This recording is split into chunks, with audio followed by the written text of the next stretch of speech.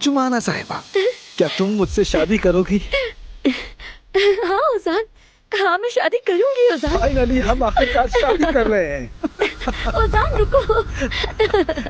मैं जरा शावर लेके आती हूँ कि शायद उजान को मेरे सहारे की जरूरत महसूस हो जाए, इसलिए मैं उसके पास जाऊंगी। चुप करो, माँ के सामने ऐसी बातें करी हो, हाँ? बदतमीज कहेंगी।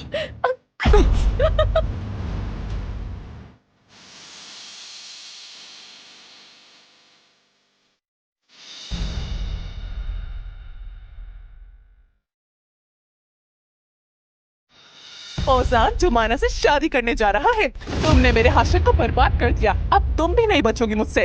वो शादी नहीं कर सकते। नहीं कर सकते।